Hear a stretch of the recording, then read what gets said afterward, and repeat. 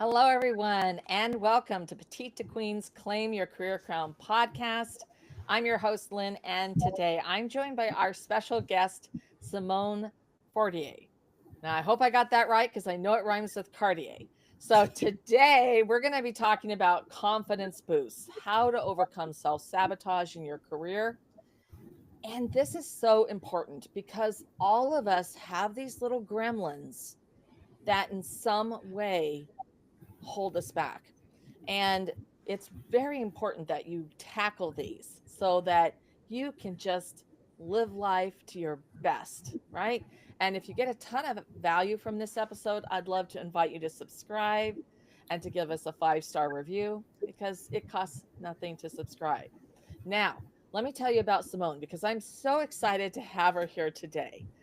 She's a best selling author, a renowned teacher, a medical medium, quantum success coach, and an ADHD consultant and visionary with 30 years of experience. Wow. She's the best selling author, as I mentioned, of the book Rise Up, co authored with Lisa Nichols. Now, Simone's expertise, I had to tell you, it spans this huge reach. All right, so bear with me. Clinical trials, case studies on brain nutrition, innovative healing programs, transformative therapy, and all of this has significantly impacted the field of healing and personal transformation. Founding the Fascia Training Institute, Simone has revolutionized treatments in brain nutrition and pain management, providing hope and relief for those suffering from neurological distress and chronic pain. Her intuitive therapy sessions, backed by science, target the root causes of suffering, facilitating recovery and relief, which is amazing. Now, Simone, I am thrilled to have you here today. Welcome to the show. Thank you so much for having me, Lynn. I'm excited to really just, support your audience because really the content that you're sharing out there is giving so much value to women who are in business and who are exceptional. Thank you so much. Now, Yeah. I when you go through that bio of yours, not only are you, everyone is probably going, "Whoa." I want to get sort of into some backstory. What started you on this journey? What really inspired you to follow this path? Yeah. Well, I think looking back at what really inspired me is I have ADHD. It is a superpower in the sense, for me, I used it that I went to school year round. I always wanted to learn, but it also prevented me from doing certain things. But going on, so I took course after course. I just love to learn. And what happened during that time, because of the ADHD, I ended up having probably over 50 concussions as a child because I loved extreme sport and all that sort of thing. And then over 6 major head injuries as an adult. And I was drowning in my own life. Although I was producing at work, I was teaching, but my whole private life was getting smaller and smaller. And I didn't realize why until I had an epiphany one day that it was actually, as concussion became more popular, I had a mild traumatic brain injury. So the mild traumatic brain injury, which is concussion, actually concussion lasts 72 hours, but it's quite popular in people use it concussion. But what it is having persistent symptoms of concussion I had for really over 2 decades. So it started off, I was losing my hearing. I didn't really realize that I was losing my hearing until one day I woke up and I was completely deaf. And I was deaf for 2 years. I had a lot of neurological problems. I didn't know right from left, and I didn't have the opportunity to actually speak well. I would say, and this is anatomy terms, this was my occiput, and it's actually the frontal bone. So what was coming out of my mouth wasn't matching what my brain was doing. And what I also discovered really that was the most impactful, and this is the passion behind it, is that ADHD people, a large percentage, have suicidal ideation. And I had suicidal ideation my entire life. And what that means is, I wonder who would come to my funeral. Yeah. I have a deep faith in God. So I'd pray to God every day to take my life. Although on the outside, my life looked really super awesome. I was achieving a lot, but inside I was really struggling. And so after the 6 head injuries, neurologic problems, deafness, I wanted to write a book. And all through during this, because ADHD people are high performers, they still want to achieve stuff. So my whole methodology, and this leads into women in business and also to high achieving women. So my process for writing was on Sunday. I had one day. So I went and worked out for 3 hours, cleaned my house for 2 hours, cleaned my desk, and then by that time, Sunday was over. So that was my process for years and years. So I reached out to a few of my medical colleagues and I'm like, I don't know what's going on here, but I need to get this book done. And so they sent me on a journey. Each one had a piece, a solution, but no one had the solution for brains like mine. And through that, through a lot of beta testing on myself and others, I created a program that, one, prevents suicide, which is my passion project, the underlying cause of all this, and sharing that I haven't had suicidal ideation in 8 years. And I had it every day my entire life. So knowing that there's a solution to that is really what moves me forward. I got my brain back even better.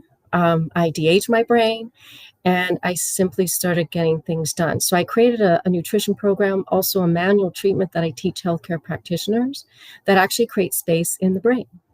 So the passion is really for those that are like me.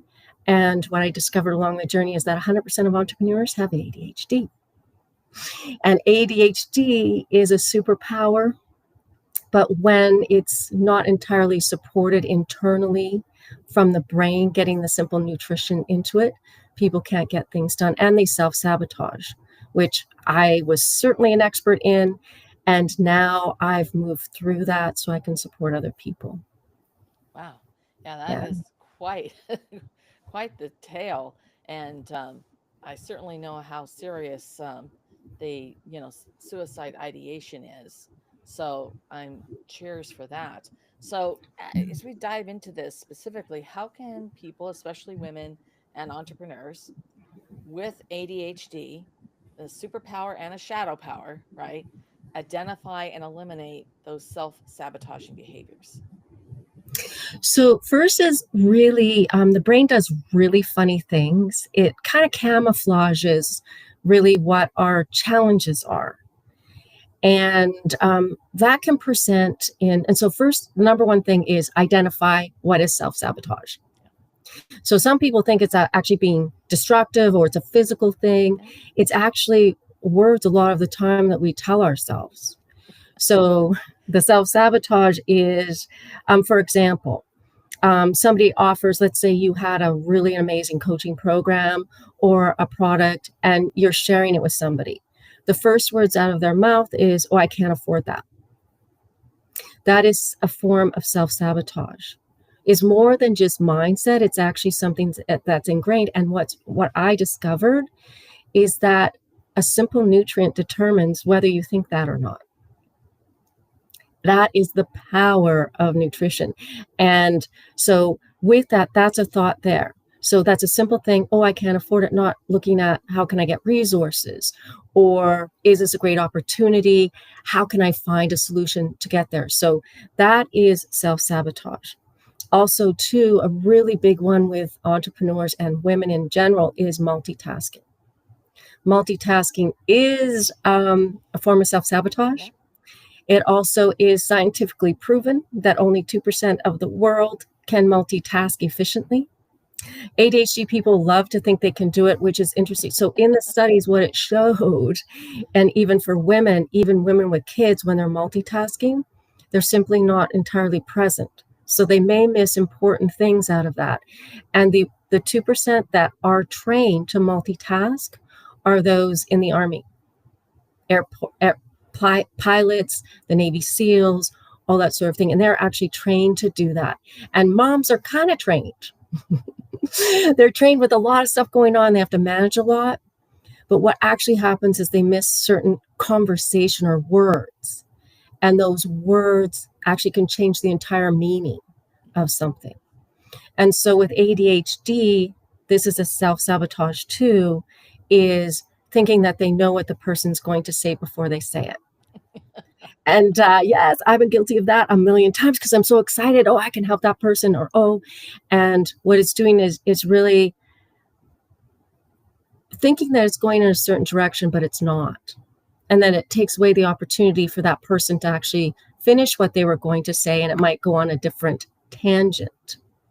So that is a form of self-sabotage. And also too, the one that is really seen a lot is the overwhelm, procrastination, and perfectionism. So perfectionism actually is procrastination. So trying to get things perfect when it never will be, that somebody who designed that program that you're creating, all of a sudden they've already launched it. Imperfectly, it's already launched. So that self-sabotages success. So it shows up in a lot of different ways, but it starts with really what we tell ourselves. And this is also a big one that I saw personally. And you see it in really super popular kids, or people that are leading athletes, or women that are successful and overwhelmed. They can also become a bit judgmental. Like, oh, that kid's not cool, or oh, that's not cool to wear that. That's not cool to do that. And that is a form of self-sabotage, because those are the ones that don't stand up and dance and raise their hands and be all excited because it's not cool to do that. It prevents their success sometimes. Yeah. And that judgmentalness is actually fear. Yeah. Fear of the unknown, fear of change. And that goes really into deep dive into their brain. So it shows up in all sorts of really funny ways. But what I've found is that what is the most challenging for people, they will not do. And doing the research on the brain doesn't like change. So the brain would rather stay stuck, and even in an abusive situation, than change and move. So when that brain actually gets the right resources, it then has the ability to make a choice. And that choice gives us freedom. So it's hugely impactful, that getting really the right nutrition in to the brain. And what I discovered is that ADHD people, 100% of entrepreneurs, are born deficient in 7 nutrients. Those nutrients dictate our personality, our behavior, our thoughts, and really how to even get things done. Oh, yeah, I've got to know about the nutrients. I mean, I've been all the way through this. It's been really fascinating, but I've been going nutrients. Okay, what is it? What's the one missing one? And now you said 7. Yes, there's 7. So from this, so I can tell people generally, which I will do, but I actually created an online test that shows exactly precisely what the brain needs for food. Okay. So each question is directly linked to what's called a neurotransmitter. Those neurotransmitters determine our personality, our behavior, our hunger, our thoughts, all that sort of thing. So I've chose 4, and it determines really if the brain needs that and exactly how much. But going in, and so the test is precise. I like precision. So that's another side. So if people are interested in that, they can always reach out. But in general, the 3 things that really move the needle, which sounds so simple because nutrition is simple, is ADHD people are born deficient in vitamin Bs. Okay. So vitamin B12. So a lot of times they'll have like cold hands, cold feet. And that is also too, it also creates some nervousness and anxiety. So the Bs calm down our nervous system. And so that we're born deficient in iron and zinc. Iron is really important for stress regulation, hair growth, nail growth, that sort of thing, super important. Iron is also closely related to the Bs. Yeah. Okay. And that is our energy, also to our motivation. And so when people are deficient in iron, they'll usually crave salt, which is interesting. So one of the major ones, and they've done a lot of research on, is the omegas. Mm-hmm. So there's so much controversy going, do supplements work? Do they not work? And in my program, it's It's interesting. When people do my program, there's instant change in 1 to 2 days. Their anxiety goes down, their sleep improves. So I'm saying, well, I think it might work. And so there's difference. I'm just going to go into that. So there's vitamins are compressed. Oftentimes they have coloring and preservatives. And supplements, actually, a lot of the times it's food in a pill. So food in a pill is really delivering that directly into the body. And I'm going to say, if you're born deficient in 7 nutrients, you can't eat enough to get that into your brain, because really your body is using a lot of that already. And so then your brain is not getting enough to actually manage anxiety, sleep, procrastination, and overwhelm, all those sorts of things. So we really want to get that amount into the body. So if you're born deficient, what happens with ADHD, and as a parent, you might have seen this if you have an ADHD child, that the symptoms start presenting at 8 to 10. So that's the hyperactivity. That is the defiance, distrust. Also, too, a lot of extreme sort of sport or activity. They need a lot of movement. And also, too, some of those kids can appear lazy. And so that laziness is a different type of ADHD and a different neurotransmitter that they're deficient in. So that's really coming from the dopamine, whereas the energy center, and accessing is called the executive functioning in your brain. So that's going, should I do that or not? And your brain goes, no, don't do that. And so with nutrition, that's important. So one of the most important ones is omegas. So fish oils are hugely important for hyperactivity. And also, too, if you look at the physical side, inflammation, joint pain, it metabolizes bad fat, so it keeps you leaner. But really, at the age of 8 to 10, if they don't have enough fish or omegas, then their behavior starts to change. And they'll see that in the hyperactivity. And nowadays, because of nutrition has changed, it's presenting earlier. So I have someone as young as 5 years old on my program. Wow. Who was, both his parents are on the spectrum. And so he has autistic ADHD, more autistic. He never liked to be hugged ever and would never go to bed. And for all the parents out there, moms, he wouldn't go to bed before 11. And that's really tough, especially if you're studying or you're doing work at night. And because it's a ball of energy, it's not just a child watching TV. It's like a very, very needy inactivity child. So he never liked to be touched. And he was on my program for 2 weeks. I know. And he asked his parents to hug him. Oh. I know. And it was unbelievable. And then also the one that they are like so grateful for on top of that is that he goes to bed now at 7 on his own.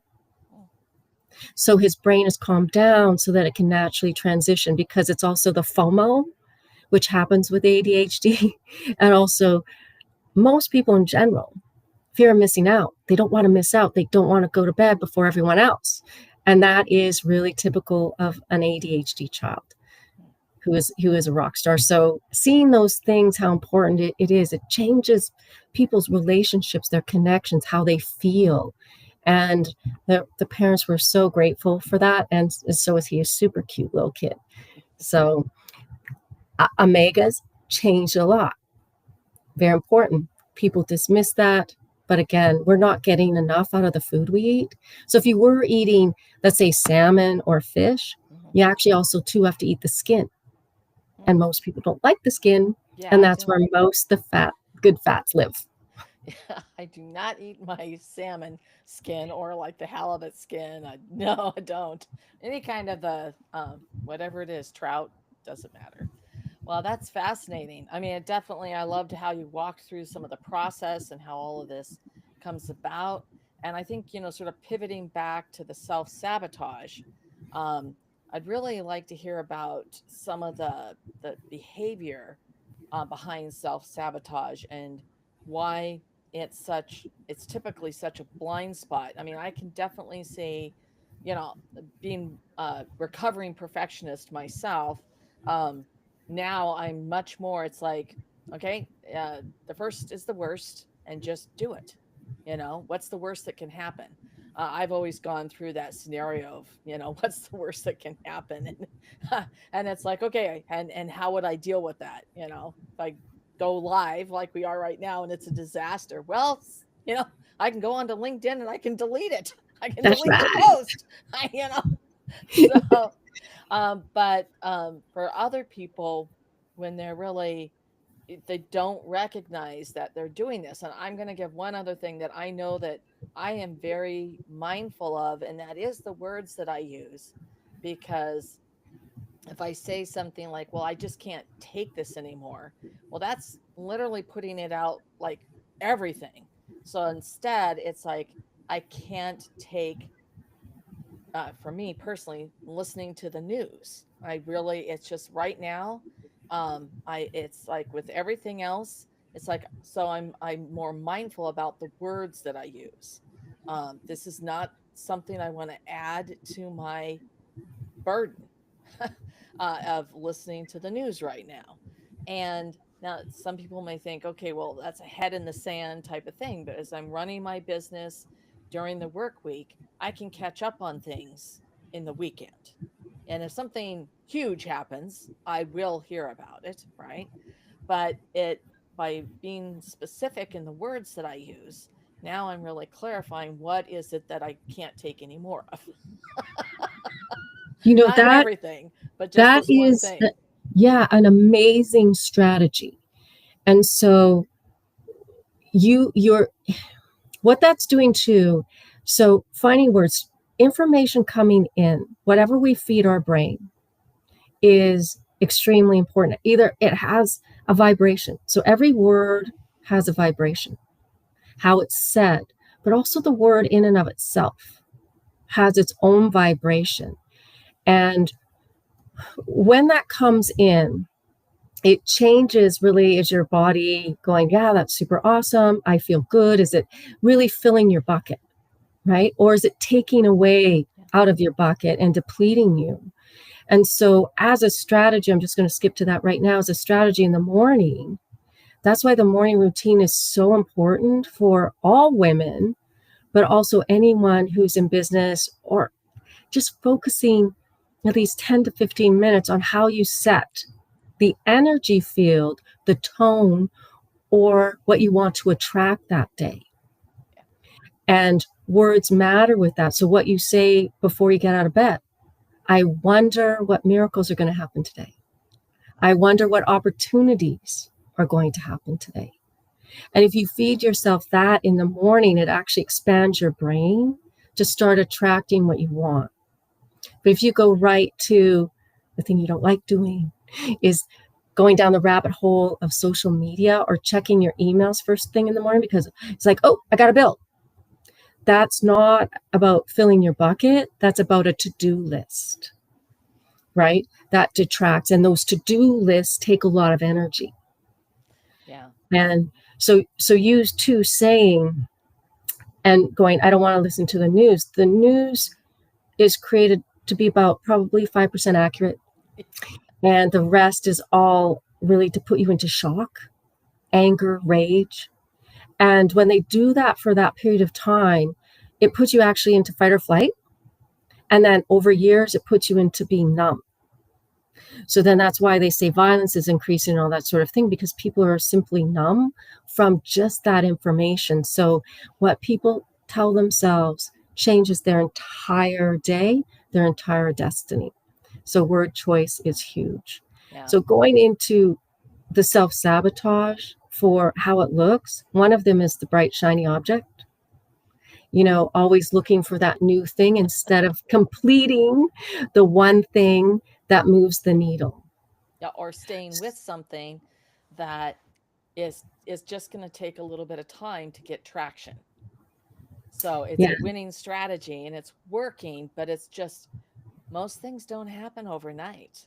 And it's staying with it and seeing the progress that's made. It's just, so I've got to jump in with that because it's on everything.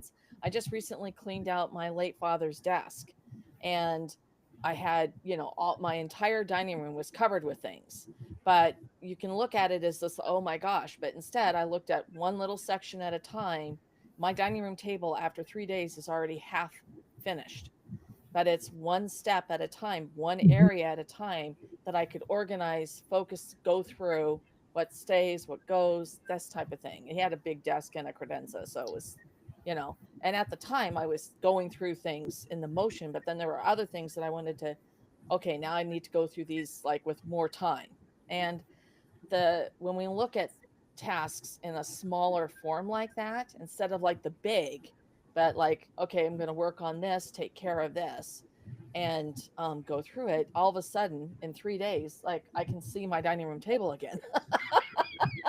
That's and that's there's a not motivator. and there's not nearly as much thing. And the same thing with what you're talking about in that morning. What I always do is I say there are so many things I get to do today, not that I have to do, but that I get to do.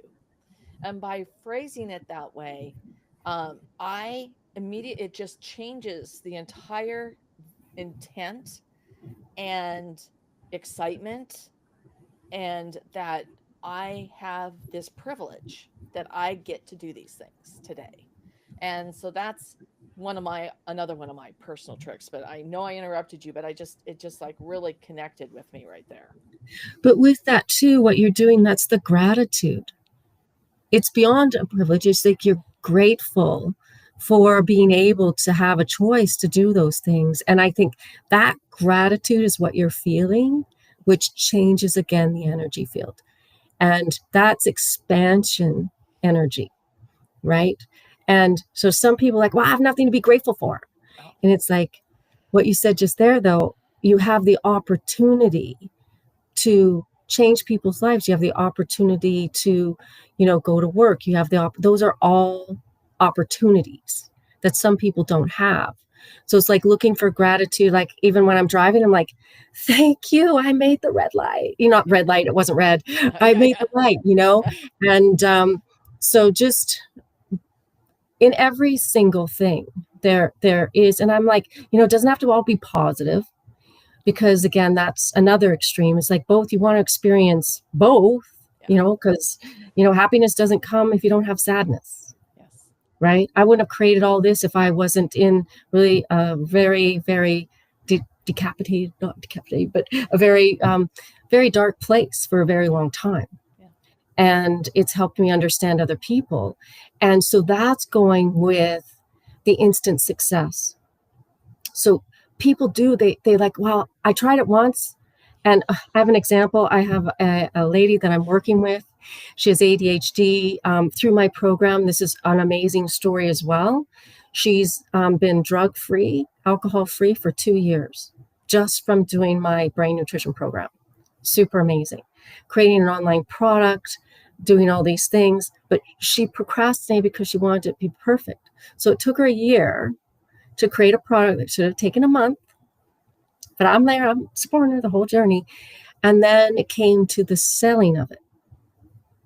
So that's a whole other animal, as we know. Are you in the right market? Do you have the right messaging? And what she's offering is unbelievable. But she was in an ocean. She wasn't in the right place. And so she did one webinar. 8 people showed up, which is a success. And nobody bought. So she's like, I want to quit. I'm going to quit. She went into, yes. No, Yes. you just got practice. You just got to practice. You made 8 connections.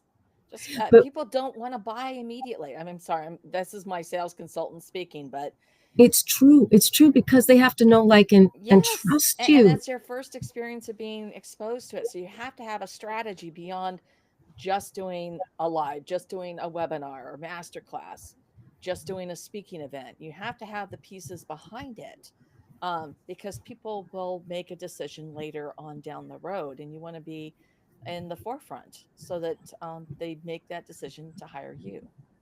Absolutely. So, but this is really an epidemic of people. Yeah. Because there's fear, because there's also shame, because there's self-esteem, because of the words they tell themselves.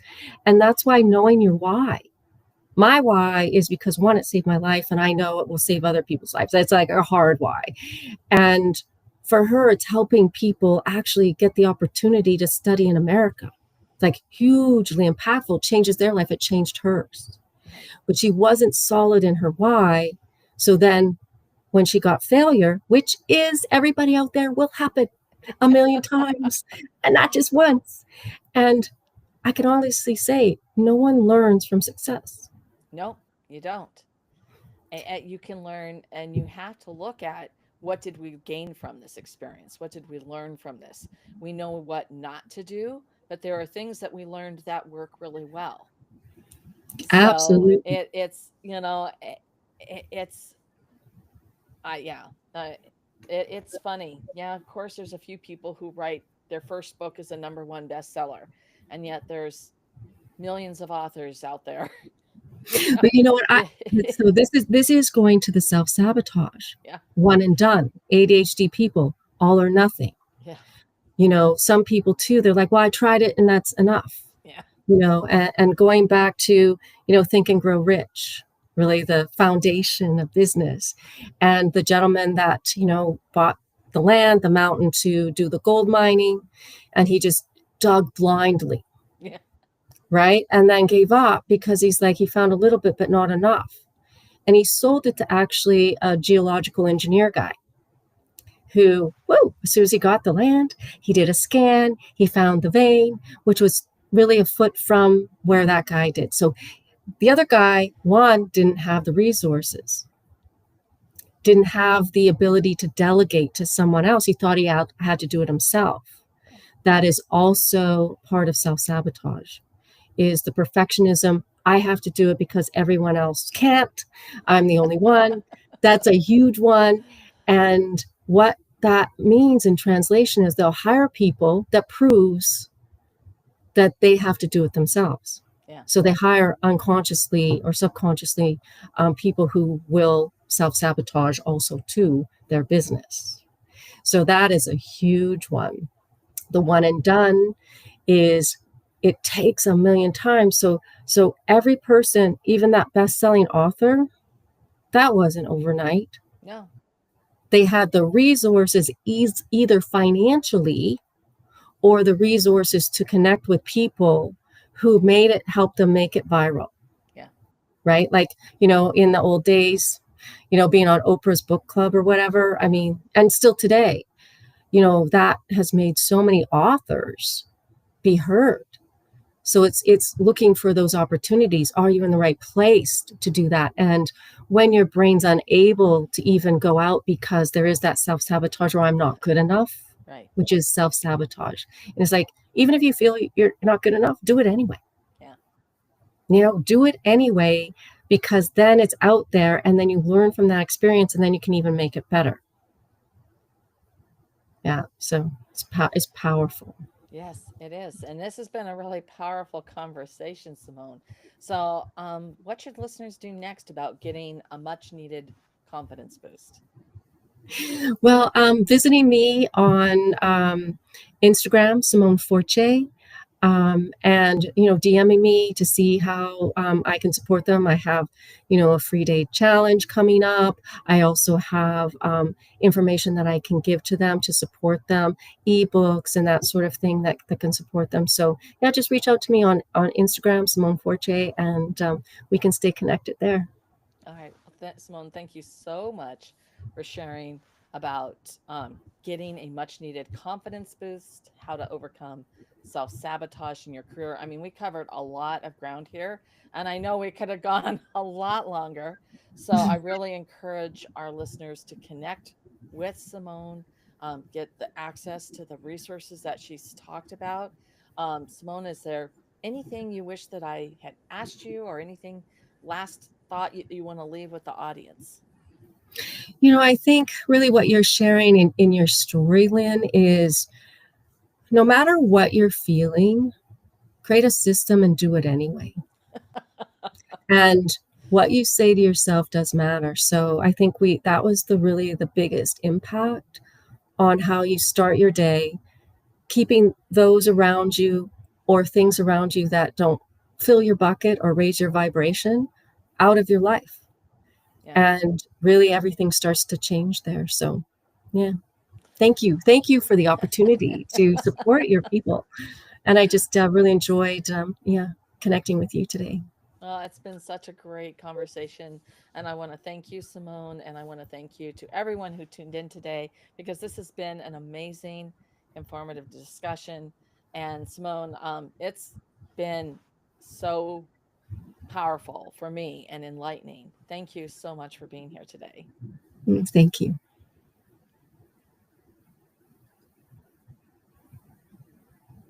All right. There we are. All right. Yay!